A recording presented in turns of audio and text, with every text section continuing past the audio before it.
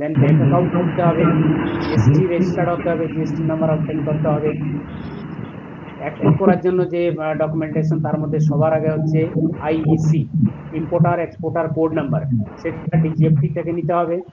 এপিটা থেকে আরসিএমসি নিতে হবে, রেজিস্ট্রেশন কাম মেম্বারশিপ সার্টিফিকেট, এবং কিছু কাস্টমসের ফর্মালিটিস রয়েছে, যেরকম পোর্ট রেজিস্ট্রেশন, সেটাকে বলছে এডি কোড রেজিস্ট্রেশন। যে কোনো পোর্ট থেকে, সি পোর্ট হোক, এয়ারপোর্ট হোক, বা ল্যান্ড কাস্টম স্টেশন হোক, সেখান থেকে এক্সপোর্ট শুরু করতে গেলে, বা সেই পোর্টটাকে আপনি এই যে এক্সপোর্ট চ্যানেল ইউজ করতে গেলে, আপনাকে সেখানে রেজিস্ট্রেশন নিতে হবে। কার রেজিস্ট্রেশন? কাস্টমের রেজিস্ট্রেশন। সেই রেজিস্ট্রেশনটাকে বলা হচ্ছে এডি কোড রেজিস্ট্রেশন, না অথরাইজ ডিলার কোড। আপনাকে কাস্টম ডিপার্টমেন্ট অথরাইজেশন দেবে যে আপনি এই পোর্ট থেকে মাল পাঠাতে পারেন, তবেই আপনি সেই পোর্টটাকে ইউজ করতে পারেন। মার্কেট এবং প্রোডাক্ট সিলেকশনের ব্যাপারে প্রথম দেখছি আমরা, প্রোডাক্ট সিলেক্ট করতে হবে আপনাকে। আপনি সবজি পাঠাবেন, না ফল পাঠাবেন, না চাল পাঠাবেন, না গম পাঠাবেন, নাকি আপনি মুংফলি পাঠাবেন, যে কোনো একটা প্রোডাক্ট সিলেক্ট করতে হবে। এবং এই যে কোনো প্রোডাক্ট পাঠাতে গেলে পরে একটা আপনাকে সার্টিফিকেট অফ অ্যানালাইসিস বা ল্যাবরেটরি রিপোর্ট নিতে হয়, as per importing country regulations বা রিকোয়ারমেন্টস।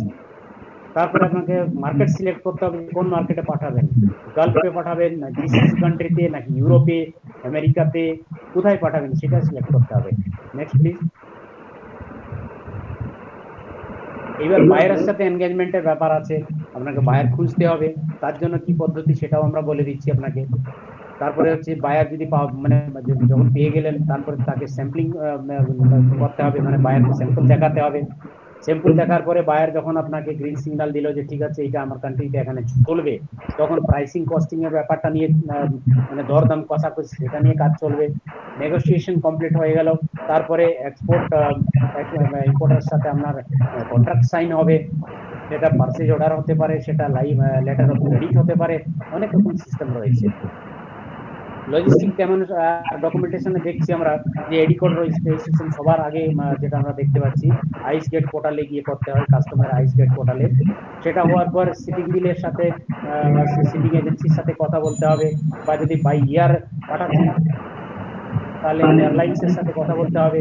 তারপরে ফ্রেট ফরওয়ার্ড, দ্বিতীয় কথা হচ্ছে যে ডাইরেক্ট আপনি শিপিং কোম্পানিদের সাথে বা শিপিং এজেন্সির সাথে কিন্তু কথা বললে তারা এন্টারটেন করবে না, কারণ তারা আবার অ্যাপয়েন্ট করে রেখেছে ফ্রেট ফরওয়ার্ডারদের, যারা হচ্ছে আপনার জন্য একটা মিডিয়াম হবে বা মাধ্যম হবে, তাদের মাধ্যমে আপনি আপনার স্পেসটা বুকিং করবেন। ফর এক্সাম্পল, ধরুন আপনি কলকাতা থেকে লন্ডনে সবজি পাঠাতে চাইছেন, ধরুন পটল পাঠাতে চাইছেন।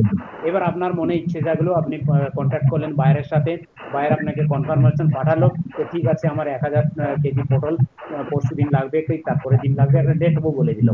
সেই ডেটের আগে আপনাকে সমস্ত ফর্মালিটি কমপ্লিট করে, প্রোডাক্ট প্রকিউরমেন্ট করে, আপনাকে ভালো করে প্যাকেজিং করে সবকিছু করে কিন্তু এয়ারপোর্টে পৌঁছিয়ে দিতে হবে। সেই যে আপনি মালটা পাঠাবেন, তার জন্য তো একটা স্পেস বুকিং করতে হবে, সেটাকে বলা হচ্ছে এয়ার স্পেস। সেই এয়ার স্পেসটা বুক করার জন্য আপনাকে একটা ফ্রেট ফরওয়ার্ডারের সাথে কথা বলতে হবে, সেই ফ্রেট ফরওয়ার্ডারের মাধ্যমে আপনার স্পেসটা বুকিং হবে। যে কোনো একটা এয়ারলাইন্স, যেটা লন্ডন মানে কলকাতা লন্ডনের সার্ভিস যে মানে এয়ারক্রাফটটা দিচ্ছে। তারপরে হচ্ছে যে এইসব এক্সপোর্ট ডকুমেন্টেশন গুলো ঠিকভাবে করার জন্য বা প্রপারলি তাকে হ্যান্ডেল করার জন্য এজেন্সি থাকে, তারাও কিন্তু কাস্টম অথরাইজ, তাদেরকে বলা হচ্ছে কাস্টম হাউস এজেন্টস, সিএচএ। সেই সিএচএ কোনো একটা অথরাইজ সিএচএ এর মাধ্যমে আপনাকে ডকুমেন্টেশন পার্টটা কমপ্লিট করতে হবে। তারা আপনার প্রফরমা ইনভয়েস, প্যাকিং লিস্ট সবকিছু বানিয়ে দেবে। তারপরে যদি আপনি বাই বাই এয়ার পাঠাচ্ছেন, তাহলে শিপিং বিল, সরি ইয়ে আপনার হ্যাঁ শিপিং বিল ইয়ে করবে। যদি আপনি বাই সিতে পাঠাচ্ছেন কন্টেনারে, তাহলে বিল অফ লেডিং ওরা বানিয়ে দেবে, সমস্ত কিছু দায়িত্ব ওরা নেয়। এবং প্রথম যারা এক্সপোর্ট করছেন, নতুন এক্সপোর্টাররা, তাদেরকে কিন্তু অ্যাডভাইস করে থাকি আমরা যে সিএচ এর মাধ্যমে কাজ করুন প্রাথমিকভাবে। যখন আপনার এক্সপিরিয়েন্স হয়ে যাবে, নিজেও ততটাই আপনি ওয়েল অ্যাকুয়েন্টেড হয়ে গেলেন সিস্টেমের সাথে, তখন নিজেরাও স্টার্ট করতে পারেন নিজের কাজ নিজে। আর কিছু থাকে আমাদের ইন্সপেকশন এবং কমপ্লায়েন্স এক্সপোর্ট করতে গেলে, তার মধ্যে প্রথম যেটা আছে শাকসবজির ব্যাপারে, সেটা হচ্ছে পিএসসি বা ফাইটোস্যানিটারি সার্টিফিকেট। এই সার্টিফিকেটটা কিন্তু আমাদের ভারত সরকারের যে প্ল্যান্ট কোয়ারেন্টাইন ডিপার্টমেন্ট আছে তারা দিয়ে থাকেন। এটা নেওয়াটা মাস্ট। কালকে এটা আলোচনা আছে। হ্যাঁ স্যার, কালকে আলোচনা আছে। খুব ভালো স্যার। তারপরে আরেকটা সার্টিফিকেট দরকার, সেটা হচ্ছে সার্টিফিকেট অফ অরিজিন, মানে এটা কোথাকার প্রোডাক্ট। ইন্ডিয়ান প্রোডাক্ট তো অবশ্যই হতে হবে, না হলে এখান থেকে পাঠানো যাবে না। কারণ মানে ইম্পোর্ট করে আবার এক্সপোর্ট করা যায়, কিন্তু তার প্রসেস আলাদা, সেখানে সার্টিফিকেট অফ অরিজিন পাওয়া যায় না। কিন্তু ইন্ডিয়ান প্রোডাক্ট যদি এক্সপোর্ট করছেন সেখানে কিন্তু সার্টিফিকেট অফ অরিজিন মাস্ট লাগবেই। তো ইম্পোর্টিং কান্ট্রিতে এটা রিকোয়ারমেন্ট থাকে যারা ইম্পোর্টার, যে আপনি যখন আমাদের কাছে মালটা পাঠাবেন তখন ফাইটোস্যানিটারি সার্টিফিকেট পাঠাচ্ছেন, তার সাথে আপনি সিও বা সার্টিফিকেট অফ অরিজিনটাও পাঠাবেন। কিন্তু নির্ধারিত যারা রয়েছে গভর্নমেন্ট অথরাইজড এজেন্সি, তারা কিন্তু প্রপার ফরম্যাটে লিখে দেবেন যে হ্যাঁ এই যে প্রোডাক্টটা যাচ্ছে এটা হচ্ছে আমাদের ইন্ডিয়ান অরিজিন, এখানেই প্রডিউস হয়েছে, বাইরের কোথাকার না। এই সমস্ত কিছু ডকুমেন্টেশন পার্ট কমপ্লিট হয়ে যাওয়ার পর তারপরে ফাইনালি কাস্টম ডিপার্টমেন্ট একটা ডকুমেন্ট ইস্যু করে, সেটাকে হচ্ছে বলা হচ্ছে লিও, LEO, লেট এক্সপোর্ট অর্ডার।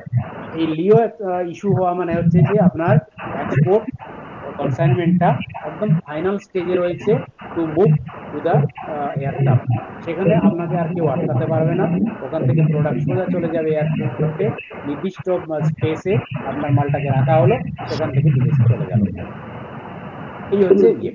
আর কিছু প্রোডাক্ট আছে যেরকম ধরুন ভলিউমিনাস প্রোডাক্ট, যেরকম চাল বলছি, গম বলছি, তারপরে ডাল জাতীয় জিনিস, তারপরে মেজ, এই ধরনের প্রোডাক্ট গুলো যখন বাই এয়ার আমরা বাই সি যখন পাঠিয়ে থাকি, সেখানে কিন্তু দেখা যায় যে ইসিজিসি বলে একটা অর্গানাইজেশন আছে, তার রোলটা কিন্তু খুব ইম্পর্টেন্ট। ইসিজিসি হচ্ছে export credit guarantee corporation of India. তারা কিন্তু একটা আপনাকে দিয়ে থাকে রিস্ক কভারেজ। সেই রিস্ক কভারেজটা নেওয়া অবশ্যই প্রয়োজন, কারণ সেটা হলে কি হবে, যদি কোনো কারণে মিশাপ হয়ে গেল, ধরুন জাহাজ যাচ্ছে জলে মানে সমুদ্রের পথে, এইবার কোথাও ডুবে গেল বা কোনো ধরনের কোনো কিছু সামুদ্রিক দ্রষ্যুরা যারা রয়েছে তারা অ্যাটেক করে কোনো কিছু ক্ষতি পৌঁছালো আপনার কনসাইনমেন্টকে, সেই ক্ষেত্রে ইসিজিসি আপনাকে কম্পেনসেশন দেবে এজ পার দেয়ার রুলস রেগুলেশনস। সেই কারণে ইসিজিসি রেজিস্ট্রেশনটা খুবই প্রয়োজন। আর আরেকটা হচ্ছে যে জিএসটি তো দিতেই হয় ফ্রেটের উপরে, আপনারা জানেন এগ্রিকালচার প্রোডাক্টটা হয়তো ট্যাক্সের আওতায় পড়ে না, বাট এগ্রিকালচার প্রোডাক্টটাকে প্যাকিং করার জন্য, পাঠানোর জন্য, এরোপ্লেনে যাওয়ার জন্য যে ভাড়াটা লাগে, এই সব সার্ভিসেসের গুলো উপরে কিন্তু GST government of India impose করে থাকেন, এবং সেই জিএসটিটা ডাইরেক্টলি গভর্নমেন্ট অফ ইন্ডিয়াকে পে করতে হয় এক্সপোর্টারকে, এবং সেটা টাইম টু টাইম ওনারা ফেরতও পেয়ে যান as per government norms. International buyer খোঁজার জন্য যে কয়েকটা পদ্ধতি আছে, তার মধ্যে প্রথম যেটা, সেটা হচ্ছে যে প্রত্যেকটা দেশে কিন্তু আমাদের ইন্ডিয়ান এম্বাসি রয়েছে, মানে ভারতীয় রাজদূতাবাস, যেখানে আমাদের ভারতীয় রাজদূত থাকেন বা তিনি হচ্ছেন ভারতের প্রতিনিধি ওই কান্ট্রিতে। ওনার অফিসে বা এম্বাসি অফ ইন্ডিয়াতেই বিভিন্ন ধরনের উইংস আছে বা বিভিন্ন ধরনের ডিপার্টমেন্টস আছে। একটা উইং বা ডিপার্টমেন্টের নাম হচ্ছে কমার্শিয়াল উইং। এই কমার্শিয়াল উইং এর একজন অফিসার, তিনি হচ্ছেন কমার্শিয়াল অ্যাটাচি।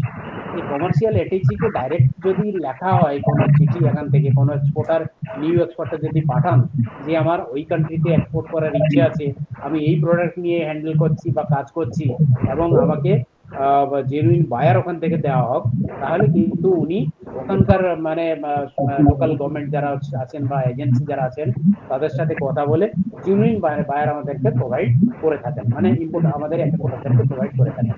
এটা নাম্বার 1।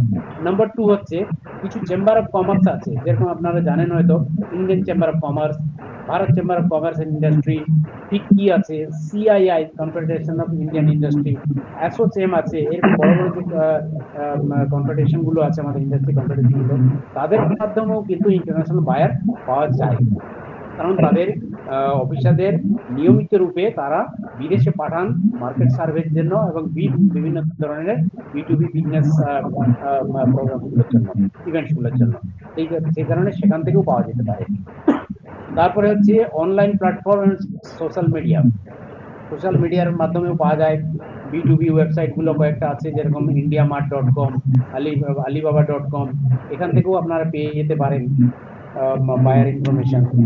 দেন পেড বায়ার ডাটাবেস কিছু আছে, যেরকম www.go4worldbusiness.com, www.volja.com, thedollarbusiness.com, এখানে রেজিস্টার্ড হয়ে জেনুইন বায়ার কিন্তু পাওয়া যায় এবং অনেকেই পেয়েছেন এবং অনেকেই বিজনেসে আমাদের এক্সপোর্ট বিজনেসে এস্টাবলিশ হয়েছেন।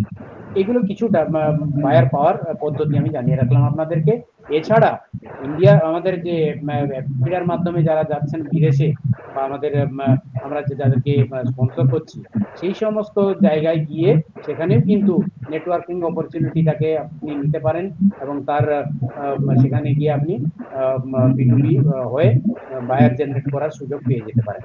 কিছু ফ্রেন্ডস ফ্যামিলি যদি আপনার বাইরে থাকেন, কোনো আপনার নিজস্ব ফ্যামিলি মেম্বারদের মধ্যে কেউ বা ফ্রেন্ডস এর মধ্যে কেউ, সেখানেও আপনি তাদের মাধ্যমে তাদেরকে বলতে পারেন যে সেই কান্ট্রিতে তুমি তো আছো, তুমি ওখান থেকে কিছু বায়ার ইয়ে করে যোগাযোগ করে কিছু জেনারেট করার চেষ্টা করো এবং আমার সাথে কানেক্ট করিয়ে দাও তাদের। তো তাদের মাধ্যমেও আমরা কিছু বায়ার বায়ার পেয়ে যেতে পারি। Next please. প্রায় শেষের পথে, বেশি সময় নেব না স্যার। কিছু ফাইন্যান্সিয়াল অ্যাসিস্ট্যান্স স্কিমস আমরা প্রোভাইড করে থাকি অ্যাপিডার তরফ থেকে ফর এগ্রিকালচার এক্সপোর্টস। তার মধ্যে তিনটে কম্পোনেন্ট মেজর। সেটা হচ্ছে, প্রথমটা হচ্ছে এক্সপোর্ট ইনফ্রাস্ট্রাকচার ডেভেলপমেন্ট, 2 নম্বরে হচ্ছে কোয়ালিটি ডেভেলপমেন্ট, 3 নম্বর হচ্ছে market development. Export development, export infrastructure development, এই তিনটে কিন্তু এই টোটাল জিনিসটা কিন্তু ওয়েবসাইটে অ্যাভেলেবল, তাই আমি ব্রিফলি এখানে বলে দিচ্ছি। এক্সপোর্ট ইনফ্রাস্ট্রাকচার ডেভেলপমেন্টে একটা ছোট্ট করে একটা এক্সাম্পল দেবো। ধরুন আপনি মানে যে কোনো এক্সপোর্টার একজন ফ্রেশ প্রোডিউস এক্সপোর্ট করতে চাইছেন বা করছেন অলরেডি। উনার মনে হচ্ছে যে আমার এখানে একটা প্যাক হাউস আমি যদি সেট আপ করতে পারি, তাহলে বিজনেসে ভলিউমটা আরো বেশি অ্যাচিভ করতে পারবো এবং আমার নিজস্ব একটা ফেসিলিটি এখানে হয়ে যেতে পারবে, যেটা আমাকে সাপোর্ট দেবে ফর এক্সপোর্ট। আপনি যদি হর্টিকালচার প্যাক হাউস তৈরি করতে যান বা সেট আপ করতে যান, সেখানে কিন্তু ম্যাক্সিমাম আপনাকে 2 কোটি পর্যন্ত অ্যাপিডা দিতে পারে, কিংবা টোটাল যে অ্যাডমিসিবল প্রজেক্ট কস্ট বা এলিজিবল প্রজেক্ট কস্ট, তার 75% পর্যন্ত দেওয়া যেতে পারে। 40% টু 75%। 40% কার জন্য সেটা বলি আপনাদেরকে। 40% হচ্ছে ফর জেনারেল, যারা কোনো রকম কোনো রিজার্ভ ক্যাটাগরিতে পড়ে না, রিজার্ভ কোনো রিজনের মধ্যে পড়ে না, তাদের জন্য 40%। আর 75% কাদের জন্য? ধরুন কোন ল্যান্ডলক স্টেট হলো। ল্যান্ডলক স্টেট কাকে বলে? ধরুন ওই স্টেটের বা ওই রাজ্যের কোনো একটা অংশ বা কোনো একটা বাউন্ডারি ইন্টারন্যাশনালের সাথে বা আমাদের মানে আন্তর্জাতিক কোনো সীমা আমরা শেয়ার করি না, ঠিক আছে না? সেই রকম স্টেটকে বলছে ল্যান্ডলক স্টেট। যেরকম মধ্যপ্রদেশ হলো, যেরকম ঝাড়খণ্ড হলো, বিহার হলো, ঠিক আছে? বিহারটা তবু আমাদের নেপালের সাথে একটু লেগে আছে, বা ঝাড়খণ্ড একেবারেই ল্যান্ডলক। আমাদের মধ্যপ্রদেশ একেবারেই ল্যান্ডলক, ঠিক সেখানে কিন্তু কোনো ইন্টারন্যাশনাল বাউন্ডারি টাচ করছে না সেই সব স্টেটকে। সেই সব স্টেটের যারা বেনিফিশিয়ারিরা বা এক্সপোর্টাররা, তারা 75% পেতে পারেন। 75% আর কারা পাবেন? যদি কোনো মহিলা উদ্যমী হন বা ফিমেল এন্টারপ্রেনার, ঠিক আছে? বা ধরুন এমন এক্সপোর্টার একজন যিনি হচ্ছে নিজে মহিলা এবং ওনার প্রোভাইডারশিপ ফার্ম আছে, কিংবা এমন একটা ফার্ম যেটা পার্টনারশিপ ফার্ম, সেই যে কজন পার্টনার রয়েছেন সবাই কিন্তু মহিলা, বা এরকম কোন ডাইরেক্টরশিপ ফার্ম প্রাইভেট লিমিটেড বা লিমিটেড, যেখানে সব মেম্বারই হচ্ছেন বা সব ডাইরেক্টর হচ্ছেন মহিলা বা ফিমেল, সেখানে কিন্তু 75% ওনারা পাওয়ার জন্য এলিজিবল।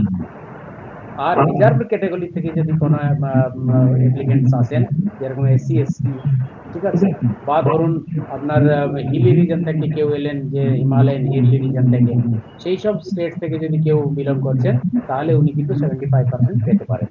এই একটা হলো। দ্বিতীয় হচ্ছে, ইনফ্রাস্ট্রাকচারের মধ্যে একটা রেফার ভ্যান আপনি নিতে পারেন।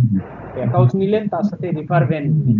রিফার ভ্যান মানে যেটা শীততাপ নিয়ন্ত্রিত যান যেটা বলছি, বা কেরিয়ার, সেইটাতে করে আপনি প্যাক হাউস থেকে আপনার এয়ারপোর্ট পর্যন্ত আপনি নিয়ে আসতে পারেন, বা ইভেন আপনার ফার্ম গেট থেকে, যেখান থেকে আপনি কালেক্ট করছেন প্রডিউসটা, সেখান থেকেও আপনি প্যাক হাউস পর্যন্ত নিয়ে আসলেন, প্যাক হাউসে প্রসেসিং করিয়ে আবার আমাদের এয়ারপোর্টে নিয়ে আসলেন CPC তে, সেন্টার ফর পেরিশবল কার্গো। তো এই যে ট্রান্সপোর্টেশনের সময় আপনার একটা যদি রেফার ভ্যান থাকে, তাহলে কিন্তু প্রডিউসের সেলফ লাইফটা বেড়ে যাবে, কোয়ালিটিটা ভালো থাকবে, সেই কারণে এটা খুব প্রয়োজন। কোয়ালিটি ডেভেলপমেন্টের আন্ডারে একটা ছোট্ট করে উদাহরণ দিচ্ছি, সেটা হচ্ছে কারো একটা প্রসেসিং ইউনিট রয়েছে, সেখানে একটা ছোট্ট করে ল্যাবরেটরি উনি সেট আপ করতে চাইছে, যাকে বলছে ইন হাউস ল্যাবরেটরি। সেই ইন হাউস ল্যাবরেটরিটা যদি কেউ সেট আপ করতে চায়, সেখানে এপিডা কিন্তু ফান্ডিং দিচ্ছে। এছাড়াও আপনার প্রসেসিং ইউনিটের মধ্যে আপনি চাইছেন আমি হ্যাশেপ নেব, আমি আপনার কোয়ালিটি স্ট্যান্ডার্ডস এর অন্য জায়গায় যেগুলো রয়েছে সবকিছু আমি নিতে চাইছি, তার জন্য কিন্তু এই ফ্যাসিলিটিটা রয়েছে, সেখানেও আপনি 2 কোটি পর্যন্ত পেতে পারেন। এছাড়া মার্কেট ডেভেলপমেন্টে আমরা দেখছি যে যদি কোনো এক্সপোর্টার উনি ফরেন ট্রিপে যেতে চান নিজের প্রোডাক্ট ডেভেলপমেন্টের জন্য, প্রমোশনের জন্য, ইভিন আমাদের এপিডার কোনো প্রোগ্রাম থাকলে সেখানে আমরা কিন্তু 50% বা 3 লাখ পর্যন্ত ওনাকে আমরা ফেসিলিটেট করছি মার্কেট ডেভেলপমেন্টে। এছাড়া যদি একটা আপনারা ভালো একটা ওয়েবসাইট, কমার্শিয়াল ওয়েবসাইট ডেভেলপমেন্ট করতে চান নিজের, বা কোনো আপনি লিফলেট বা কোনো কিছু অনলাইন তৈরি করতে চান ডেভেলপমেন্ট, কিন্তু আপনি আমাদের ওয়েবসাইট থেকে পেয়ে যাবেন আপনারা। Next, eastern region, total eastern রিজনের অ্যাক্টিভিটি আমরা বলছি এখানে টোটাল নাম্বার অফ এক্সপোর্টার্স 3293, সবচেয়ে বেশি রয়েছে ওয়েস্ট বেঙ্গলে 2788। Total number of FTC FTO যেটা বলছিলাম 164 মতো রেজিস্টার ইস্টার্ন রিজনে। Total number of capacity building programme যেগুলো আমরা করে থাকি বিভিন্ন ডিস্ট্রিক্ট লেভেলে গিয়ে, সেগুলো হচ্ছে 115। Total number of field visits আমরা করেছি এখন পর্যন্ত প্রায় 73 মতো। লাগাপস কিছু করেছি আমরা, মানে যেটা ফার্স্ট টাইমের জন্য এখান থেকে বিদেশে গেছে, এই প্রোডাক্টগুলোর মধ্যে নন বাসমতি রাইস আছে, millets, cashew nut, Amrapali mango, vegetable, dragon fruit, বিভিন্ন ধরনের সুইট আইটেমস, কেক, এই সমস্ত কিছু করেছি আমরা। এবং ডেস্টিনেশন ছিল Bahrain, Qatar, Dubai, Italy, Netherland, Singapore, Malaysia, Ireland, France and Bangladesh. Next please. Next. Okay. National programme on organic production, for organic production, এটা খুব একটা ভাইটাল সাবজেক্ট। আপনারা বেশি করে ইনফরমেশন আপনি ওয়েবসাইটেই পেয়ে যাবেন, খুব ডিটেলসে যাচ্ছি না। এটা টোটাল প্রসেস কিভাবে আপনারা অর্গানিক সার্টিফাইড হবেন, এবং অর্গানিক সার্টিফাইড হয়ে গেলে পরে 2 ধরনের অর্গানিক সার্টিফিকেশন দেওয়া হচ্ছে এখন। একটা হচ্ছে পিজিএস, পার্টিসিপেটরি গ্রুপ সিস্টেম, আর একটা হচ্ছে এনপিপিও, যেটা আপনারা দেখছেন এই যে লোগোটা, ইন্ডিয়া অর্গানিক লোগো। তো পিজিএস সিস্টেমে কি হচ্ছে, পিজিএস সিস্টেমে সার্টিফাই তো আপনি হয়ে যাবেন, কিন্তু আপনার প্রোডাক্টটা শুধুমাত্র জৈবিক প্রোডাক্ট বা অর্গানিক প্রোডাক্ট বলে আমাদের দেশেই বিক্রি করতে পারেন আপনি, উইদিন ইন্ডিয়া। যদি আপনি ইন্ডিয়া অর্গানিক লোগো সহিত আপনি এনপিপিও সার্টিফাইড হন, তাহলে কিন্তু আপনি বিদেশেও পাঠাতে পারবেন আপনার প্রোডাক্টটাকে। আপনার অর্গানিক সার্টিফাইড তো হয়ে গেল, তাছাড়া আপনি এই প্রোডাক্টটাকে বিদেশেও পাঠাতে পারেন। নতুন লোগো এখানে এসছে দেখুন, 8th এডিশন, এটা চলে আসছে, জৈবিক ভারত নাম দেওয়া হয়েছে। নেক্সট। Okay, thank you. লাস্টে একটা খুব ভালো মেসেজ, আমাদের গ্রেট